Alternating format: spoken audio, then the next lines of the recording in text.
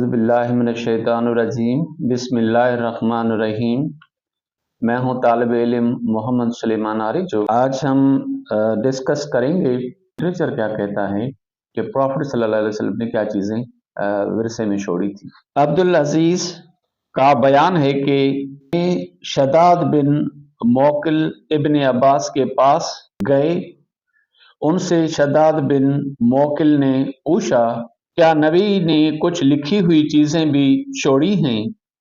وہ بولے جلد قرآن کے درمیان جو کلام الہی ہے صرف وہی چھوڑا۔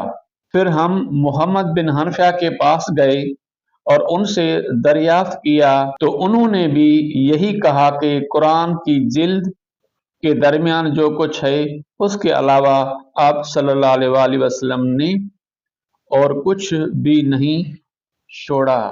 کتاب صحیح بخاری جلد 3 حدیث 11۔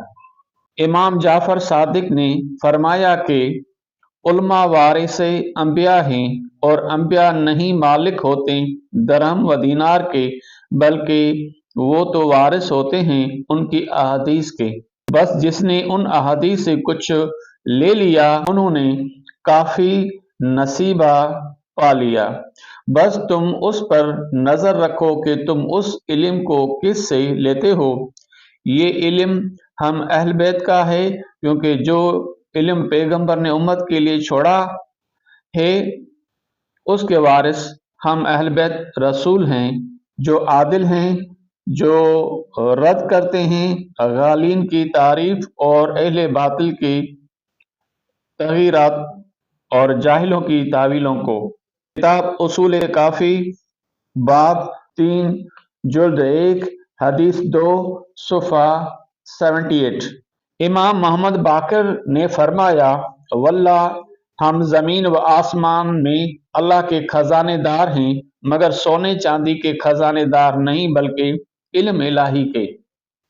کتاب اصول کافی باب 11 جلد 2 حدیث 2 صفحہ 55۔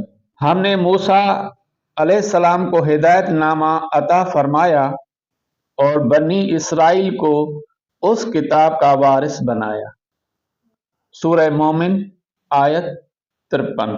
اے موجود لوگوں، گواہ رہو زید میرا بیٹا ہے، وہ میرا وارث ہوگا، میں اس کا وارث ہوں گا۔ کتاب تاریخ اسلام میں عائشہ کا کردار، مصنف آیت اللہ سید مرتضی عسکری جلد 1 صفحہ 40۔ امام جعفر صادق سے مروی ہے کہ رسول کریم نے اپنے ترکے میں چھوڑا ایک تلوار، ایک ذرہ، چھوٹا نیزہ، ایک پالان شتر، ایک چت کبرا کھچر، اور ان سب کے وارث ہوئے علی بن ابی طالب۔ کتاب اصول کافی باب 37 جلد 2 حدیث 3 اور 9 صفحہ 130۔ عمر بن حارث روایت کرتے ہیں کہ رسول اللہ صلی اللہ علیہ وآلہ وسلم نے نہ دینار چھوڑے، نہ درہم، نہ غلام، نہ لونڈی، صرف ایک کچر چھوڑا ہے جس پر آپ صلی اللہ علیہ وآلہ وسلم سواری فرمایا کرتے تھے، اور کچھ تھوڑی سی زمین چھوڑی ہے جسے آپ نے اپنی حیات میں مسافروں کی ضرورت کے لیے وقف کر دیا تھا۔ کتاب صحیح بخاری جلد 2 حدیث 1641۔ احادیث صحیح بخاری جلد 2 حدیث 1577 صفحہ 636۔ ایپ اسلام 360، مسلم 4229۔ اسامہ بن زید نبی کریم صلی اللہ علیہ وآلہ وسلم سے کہتے ہیں کہ یا رسول اللہ، آپ مکہ میں اپنے گھر میں کہاں اتریں گے؟ آپ صلی اللہ علیہ وآلہ وسلم نے فرمایا عقیل نے جائیداد یا گھر کہاں چھوڑا ہے؟ اور عقیل اور طالب ابو طالب کے وارث ہوئے، اور حضرت جعفر اور حضرت علی کسی چیز کے بھی وارث نہ ہوئے، اس لیے کہ وہ دونوں مسلمان تھے اور عقیل اور طالب کافر تھے۔ حضرت عمر بن خطاب اس لیے کہتے تھے کہ مومن کافر کا وارث نہ ہوگا۔ ابن شہاب نے کہا کہ لوگ اللہ تعالیٰ کے اس قول کی تعویل کرتے تھے، بے شک جو لوگ ایمان لائے اور ہجرت کی اور اپنے مالوں اور اپنی جانوں سے اللہ کی راہ میں جہاد کیا اور جن لوگوں نے پناہ دی اور مدد کی ان میں سے بعض کے دوست ہیں، آخری آیت تک۔ کتاب صحیح بخاری جلد 1 حدیث 1485، دوسری حدیث 1588، صفحہ 528۔ مزید احادیث کتاب صحیح بخاری جلد 2 حدیث 300، صفحہ 142، ایپ اسلام 360، مسلم 3294، ابن ماجہ 2730، مسند احمد 6337۔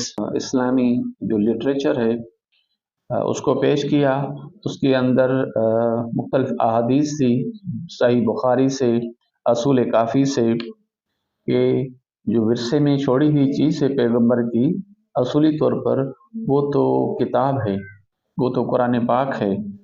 اور دوسری بات پھر قرآن پاک کی سورہ مومن کے اندر بھی یہی ارشاد گرامی ہے کہ ہم نے موسیٰ علیہ السلام کی طرف کتاب نازل کی، ہدایت نازل کی، یعنی اس کی کتاب کو کا وارث بنایا ہم نے بنی اسرائیل کو۔